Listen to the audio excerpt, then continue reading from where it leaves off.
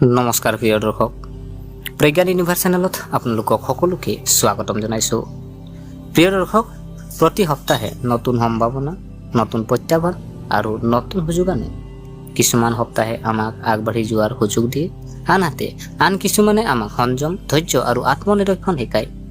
আজি আমি আলোচনা কৰিম 2026 চনৰ 2 ফেব্ৰুৱাৰীৰ পৰা 8 ফেব্ৰুৱাৰীৰ মীন ৰাশিৰ যি সাপ্তাহিক ৰাশিফল, য'ত আমি বিতংভাৱে অন্বেষণ কৰিম কেৰিয়াৰৰ আৰু ব্যৱসায়, আৰ্থিক অৱস্থা, প্ৰেম আৰু বিবাহিত জীৱন, স্বাস্থ্য, শিক্ষা আৰু প্ৰতিযোগিতামূলক পৰীক্ষা আৰু সপ্তাহটো শুভ কৰি তুলিবলৈ বিশেষ জ্যোতিষৰ প্ৰতিকাৰ। বন্ধুসকল, এই সপ্তাহটোৱে আনিব পৰা কঠোৰ পৰিশ্ৰমৰ ফল, স্থবিৰ প্ৰকল্পৰ গতিবেগ আৰু আৱেগিক স্থিৰতা বহুতৰে জীৱনে। কিন্তু একে সময়তে কিছুমান ক্ষেত্ৰত সাৱধানতা আৰু ভাৰসাম্য ৰক্ষা কৰাটো গুৰুত্বপূৰ্ণ হ'ব। গতিকে পলম নকৰি আহকচোন আমি ভিডিঅ'ৰ মাজলৈ সোমাই যাওঁ। প্ৰিয় দৰ্শক, প্ৰথমতে জানো আহক কেৰিয়াৰ আৰু ব্যৱসায়ৰ দিশটো। এই সপ্তাহৰ আটাইতকৈ ইতিবাচক দিশটো হ'ব আপোনাৰ কেৰিয়াৰ আৰু কাম। যিসকল দীৰ্ঘদিন ধৰি কঠোৰ পৰিশ্ৰম কৰি আহিছে, তেওঁলোকৰ বাবে অধ্যৱসায়িকভাৱে নিজৰ কৰ্তব্য পালন কৰি বা পদোন্নতি আৰু উন্নতিৰ বাবে অপেক্ষা কৰি আছে, এই সপ্তাহত উৎসাহজনক খবৰ আনিব পাৰে। নিয়োজিত জাতক জাতিকাৰ বাবে এই সপ্তাহত আপোনাৰ ঊৰ্ধ্বতন বিষয়াসকলে আপোনাৰ কঠোৰ পৰিশ্ৰম লক্ষ্য কৰিব। কৰ্মক্ষেত্ৰত আপোনাৰ ভাৱমূৰ্তি শক্তিশালী হ'ব, দায়িত্ব বাঢ়িব পাৰে, কিন্তু সন্মানো লাভ কৰিব। কিছুমানে হয়তো পদোন্নতি লাভ কৰিব, দৰমহা বৃদ্ধি বা নতুন ভূমিকা, যিটো নতুন দায়িত্ব চৰকাৰী চাকৰিত থাকিলে আপুনি ঊৰ্ধ্বতন বিষয়াৰ পৰা সমৰ্থন লাভ কৰিব। ব্যক্তিগত খণ্ডত কৰ্মৰতা সকলৰ বাবে এই সপ্তাহত আপোনাৰ অভিনয় প্ৰদৰ্শনৰ এক সোণালী সুযোগ। ব্যৱসায় আৰু ব্যৱসায়ৰ লগত জড়িত ব্যৱসায়ীসকলৰ বাবে এই সপ্তাহটোৱে ইংগিত দিছে লাভজনক চুক্তি, নতুন অংশীদাৰিত্ব, ব্যৱসায় সম্প্ৰসাৰণ। যিসকলে নতুন ব্যৱসায় আৰম্ভ কৰিব বিচাৰে বা কাৰোবাৰ লগত অংশীদাৰিত্ব কৰাৰ চিন্তা কৰিছে বা নতুন চুক্তি স্বাক্ষৰ কৰিব বিচাৰে, সপ্তাহৰ মাজভাগ বিশেষভাৱে শুভ হ'ব। কিন্তু আপোনালোকে মনত ৰাখিব, কোনো ডাঙৰ সিদ্ধান্ত গ্ৰহণ নকৰিব। সঠিক কাগজ পত্ৰ অবিহনে আপুনি কোনো ডাঙৰ সিদ্ধান্ত গ্ৰহণ নকৰিব। প্ৰিয় দৰ্শক, এতিয়া আমি জানো আহক আৰ্থিক দিশটো। যি আৰ্থিক পৰিস্থিতিনো আপোনাৰ এই সপ্তাহটো কেনেকৈ যাব। এই সপ্তাহত আপোনাৰ আৰ্থিক অৱস্থা শক্তিশালী হোৱা যেন লাগে। আয়ৰ উৎস বাঢ়িব, আয়ৰ নতুন উৎসৰ সন্মুখ ঘটিব পাৰে, পাৰ্শ্ব আয় বা অতিৰিক্ত উপাৰ্জন সম্ভাৱনা, পুৰণি টকা ঘূৰাই পোৱাৰো সম্ভাৱনা দেখা গৈছে। যিসকলে পূৰ্বতে কৰা লাভৰ বাবে অপেক্ষা কৰি আছিল, শ্বেয়াৰ, মিউচুৱেল ফাণ্ড, দীৰ্ঘম্যাদী বিনিয়োগ, এই সপ্তাহত ইতিবাচক ফলাফল দেখা যাব পাৰে। কিন্তু সপ্তাহৰ শেষত আপুনি কিছুমান সাৱধান হ'ব লাগিব, যেনে ধৰি লওক জুৱা খেল, হাই ৰিস্ক ট্ৰেডিং, খৰখেদা বিনিয়োগ সপ্তাহৰ শেষৰ দিনবোৰত এৰাই চলাটো অতি প্ৰয়োজনীয়। কাৰোবাৰ অপ্ৰভাৱত ধন বিনিয়োগ কৰাৰ ফলত লোকচান হ'ব পাৰে। প্ৰিয় দৰ্শক, এতিয়া জানো আহক প্ৰেম আৰু বিবাহৰ দিশটো। এই সপ্তাহত প্ৰেম জীৱনত মধুৰতা আৰু আৱেগিক সংযোগ বৃদ্ধি পাব। প্ৰেমৰ সম্পৰ্ক যদি চোৱা হয়, প্ৰেমৰ সম্পৰ্কত থকাসকল একেলগে সময় কটোৱাৰ সুযোগ পাব। ভুল বুজাবুজিৰ সমাধান হ'ব, সম্পৰ্কত বিশ্বাস বাঢ়িব।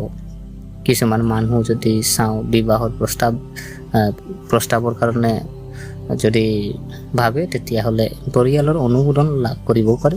বৈবাহিক জীৱন, বিবাহিত জাতক জাতিকাৰ বাবে যদি চোৱা হয়, আপোনাৰ পত্নীৰ পৰা সম্পূৰ্ণ সহায় আপুনি লাভ কৰিব। ঘৰুৱা পৰিৱেশৰ সুখদায়ক আৰু পৰিয়ালৰ সিদ্ধান্ত বুদ্ধি, আগতে যদি কিবা এটা লৈ উত্তেজনা আছিল, এই সপ্তাহটো শান্ত হ'ব পাৰে। প্ৰিয় দৰ্শক, এতিয়া আমি জানো আহক স্বাস্থ্যৰ দিশটো। যিহেতু আপোনাৰ এই সপ্তাহটো স্বাস্থ্যৰ দিশটোনো কেনেকৈ যাব, আপোনাৰ স্বাস্থ্য, আপুনি দেহা থাকিলে বেয়া, স্বাস্থ্যনো কেনেকৈ যাব। স্বাস্থ্যৰ ক্ষেত্ৰত যদি চোৱা হয়, এই সপ্তাহটো মধ্যমীয়া হ'ব যদিও সাৱধানতাৰ প্ৰয়োজন। সম্ভাৱ্য সমস্যা, ডিঙি বিষ, দাঁতৰ সমস্যা, চৰ্দি বা সংক্ৰমণ। ঠাণ্ডা বস্তু পৰিহাৰ কৰক, কুহুমীয়া পানী খাব লাগে।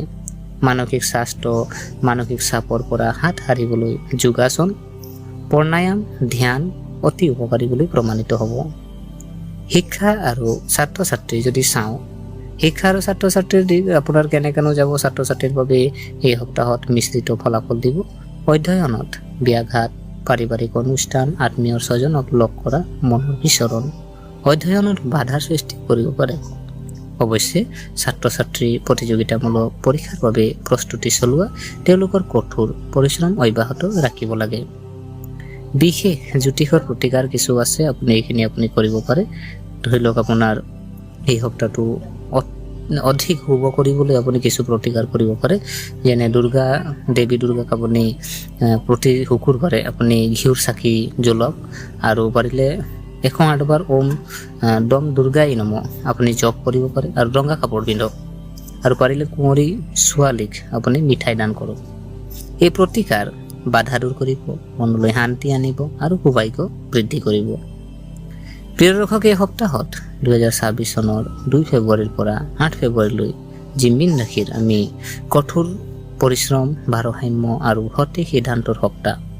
যদি আপুনি ধৈৰ্য বজাই ৰাখে, খৰখেদা পৰিহাৰ কৰে আৰু ইতিবাচকভাৱে চিন্তা কৰে, এই সপ্তাহত আপোনাৰ জীৱনলৈ সফলতা আৰু সন্তুষ্টি কঢ়িয়াই আনিব।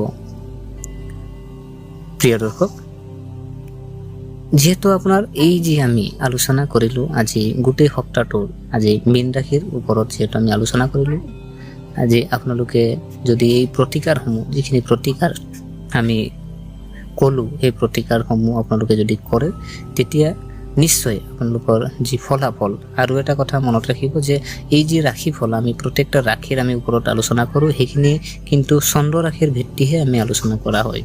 কাৰোবাৰ যদি চন্দ্ৰ ৰাশি নহয়, তেতিয়া কিন্তু আপোনালোকে ফলাফল নাপাব পাৰে।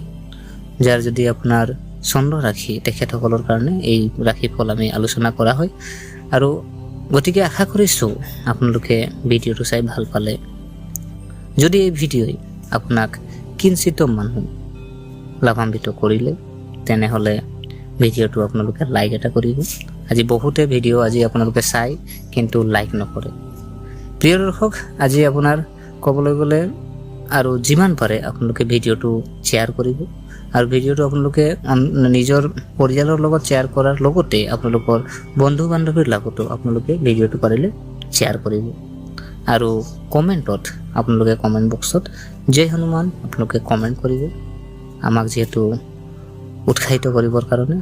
আৰু আমাৰ চেনেলটো যদিহে আপোনালোকে এতিয়ালৈকে ছাবস্ক্ৰাইব কৰা নাই, অনুগ্ৰহ কৰি এনে জ্যোতিষৰ কিছু আপোনালোকৰ ভিডিঅ' আৰু আপোনাৰ যিহেতু ৰাশিফলৰ আজি ভিডিঅ' পাবৰ কাৰণে আমাৰ চেনেলটো ছাবস্ক্ৰাইব কৰি আমাক উৎসাহিত কৰিব বুলি আশা থাকিলে পুনৰ লগ পোৱাৰ প্ৰতিশ্ৰুতিৰে আজিলৈ আমি বিদায় মাগিলোঁ। ধন্যবাদ।